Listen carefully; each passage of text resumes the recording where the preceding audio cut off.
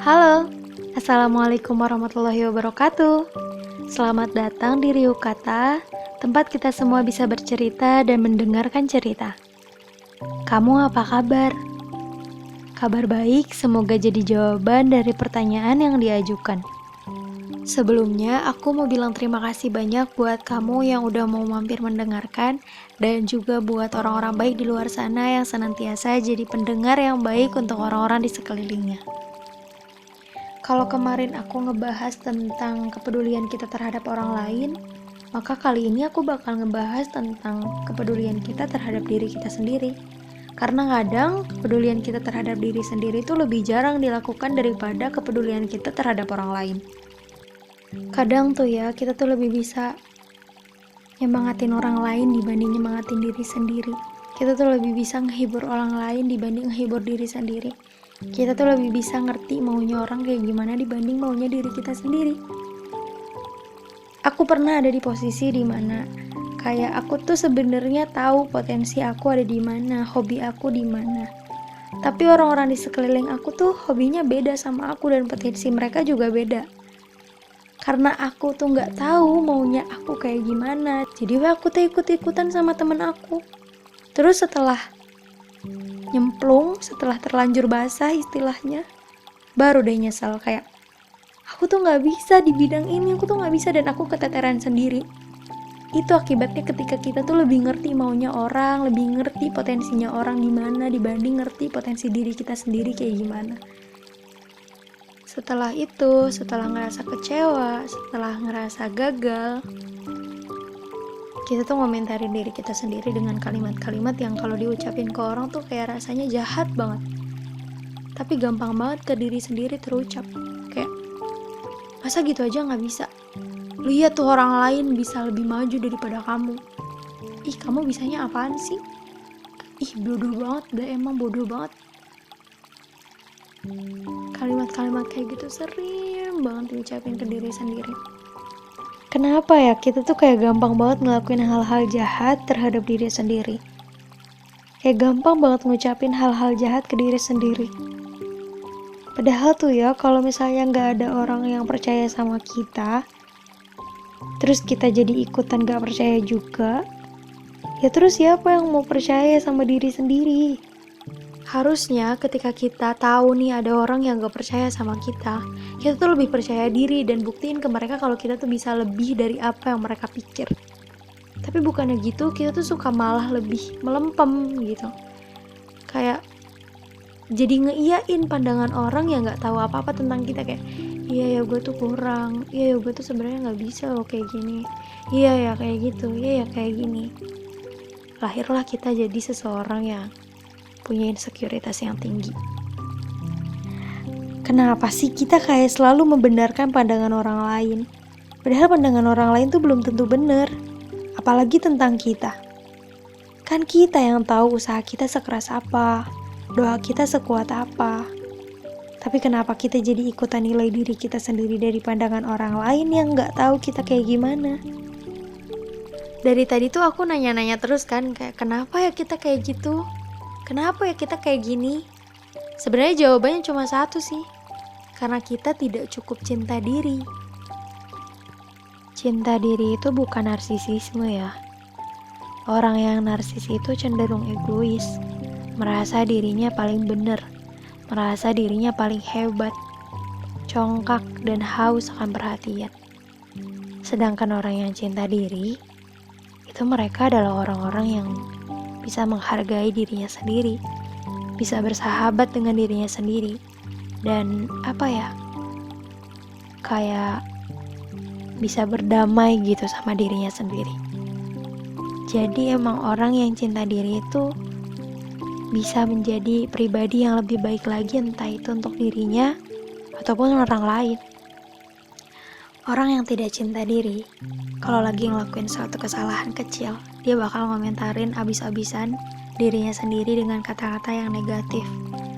Yang kalau kita ucapin ke orang terasa jahat, tapi gampang banget diucapin ke diri sendiri. Seperti yang aku bilang tadi, kayak masa gitu aja gak bisa? Bodoh banget sih. Kata-kata kayak gitu, itu berasal dari suara-suara yang sering banget kita dengar dari lingkungan kita sendiri. Entah itu dari orang tua yang toksik, atau dari guru yang gak pernah ngapresiasi apapun yang kita lakukan, atau dari bulian temen, bahkan dari orang-orang terdekat yang ngucapin satu hal kekurangan kita, tapi dilindungi dengan kata bercanda. Kalimat-kalimat itu, kalimat-kalimat yang sering mereka ucapin, itu terulang-ulang dan bikin mindset kita kalau kita itu benar-benar seseorang yang sangat kurang. Dan hal itu tuh bikin kita kayak jadi fokus sama kesalahan, fokus sama kekurangan diri, dan fokus sama kelebihan orang lain. Selain itu, orang yang tidak cinta diri juga sulit banget ngejalanin hubungan yang langgeng. Karena apa? Karena terus-menerus merasa tidak yakin apakah dia pantas untuk dicintai oleh orang lain. Karena kemampuan kita menerima cinta dari orang lain itu berbanding lurus dengan kemampuan kita mencintai diri kita sendiri. Dan kalian tahu nggak? Aku adalah orang dari salah satu yang tidak cinta diri. Aku ngerasa kalau aku tuh bener-bener gak pantas untuk dicintai sama orang lain. Aku juga ngerasa aku sering banget ngucapin hal-hal jahat ke diri sendiri. Omongan-omongan yang aku tadi sebutin itu adalah salah satu omongan yang aku ucapin ke diri sendiri ketika aku ngerasa gagal. Ketika aku ngerasa kalau aku kecewa sama diri sendiri. Tapi ayo sama-sama kita jadi pribadi yang bisa cinta diri, dan aku juga berusaha untuk mencoba mencintai diri sendiri. Kita sama-sama belajar ya. Aku ada beberapa cara, sebenarnya bukan cara ya, kayak lebih ke pengingat agar kita lebih bisa mencintai diri kita sendiri. Jadi kalau aku lagi ngerasa gagal dan kecewa terhadap diri sendiri, aku bakal nginget ini. Atau ketika aku lagi sadar banget aku gak bisa jadi sahabat terbaik untuk diri sendiri, aku ingat ini gitu. Yang pertama ada melepaskan beban. Melepaskan beban tuh kayak mungkin kita lebih bisa menerima dan lapang dada atas apa yang terjadi terhadap diri kita. Kita tuh hidup di dunia tuh selalu punya beban, entah itu beban dari diri kita ataupun dari orang lain. Karena kadang sadar gak sadar kita tuh selalu punya beban dari orang lain. Kadang malahan kita tuh selalu mencoba untuk memenuhi ekspektasi orang-orang terhadap kita. Padahal itu tuh bukan kewajiban kita buat menuhin itu. Harusnya orang lain yang mau nerima kita apa adanya tanpa berekspektasi. Mungkin inti dari melepaskan beban itu adalah berhenti meratapi masa lalu dan stop berekspektasi tentang masa depan. Karena beban kita itu mau gak mau atau sadar gak sadar, ya berasal dari masa lalu dan berasal dari masa depan. Berasal dari masa lalu, ya contohnya kita belum memaafkan orang-orang yang menyakiti kita, atau masih kepikiran kejadian-kejadian masa lalu yang membuat kita tuh gak maju, atau berpikir tentang masa depan. Bagaimana ini seharusnya terjadi, bagaimana itu seharusnya terjadi, atau kayak gimana kalau misalnya nggak jadi, gimana kalau misalnya itu terjadi.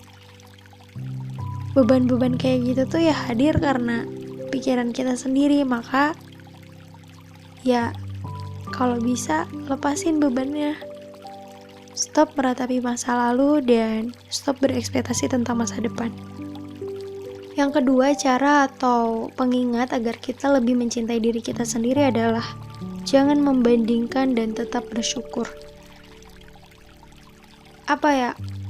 Iya benar, stop membandingkan kehidupan kita dengan kehidupan orang lain, karena setiap orang itu punya porsinya masing-masing, punya takdirnya masing-masing, punya waktunya masing-masing gitu. Jadi ya stop membandingkan. Apalagi nih, kadang kita tuh lebih fokus ke kekurangan kita dan kelebihan orang. Jadi karena kita tahu orang lain itu cuma kelebihannya, tapi kita tahu segala kekurangan dari diri kita, akhirnya ya itu, kita lebih fokus ke kekurangan kita dan kelebihan orang lain. Jadi intinya ya mungkin stop membandingkan diri kita dengan orang lain dan tetap bersyukur, karena aku pernah baca ada ayat yang artinya kayak Allah telah mengadakan ketentuan bagi setiap sesuatu. Jadi tetap semangat dan stop membandingkan kehidupan kamu dengan kehidupan orang lain. Cara yang terakhir adalah jadilah sahabat untuk diri kamu sendiri. Kalau kamu bisa jadi sahabat untuk orang lain, atau kalau kamu bisa jadi teman baik untuk orang lain, kenapa kamu nggak bisa jadi sahabat untuk diri kamu sendiri? Jadi teman terbaik untuk diri kamu sendiri. Karena kalau udah jadi sahabat itu kamu gak bakalan ngeliat kelebihan dan kekurangan. Kamu bakal nerima dia apa adanya, sengkleknya, pinternya, cantiknya, jeleknya, segalanya kamu bakal nerima dia. Jadi ayo sebisa mungkin kita jadi sahabat terbaik untuk diri kita sendiri. Dengerin keluhannya. Intinya adalah ayo cintai diri, karena cinta diri itu sangat berpengaruh terhadap kehidupan kita sehari-hari. Ayo jadi sahabat terbaik untuk diri kamu sendiri. Hargai usahanya, apresiasi hasil karyanya, dan berterima kasihlah terhadap diri sendiri, serta mengucap maaflah terhadap diri sendiri, karena tanpanya kalian bukan siapa-siapa. Dan jangan lupa dengerin juga keluh kesahnya, karena kalau bukan diri kita, siapa lagi? Saya Ika Rahmatika, mohon maaf apabila ada kesalahan. See you next time in Riuh Kata, tempat kita semua bisa bercerita dan mendengarkan cerita. Wassalamualaikum warahmatullahi wabarakatuh. Bye-bye.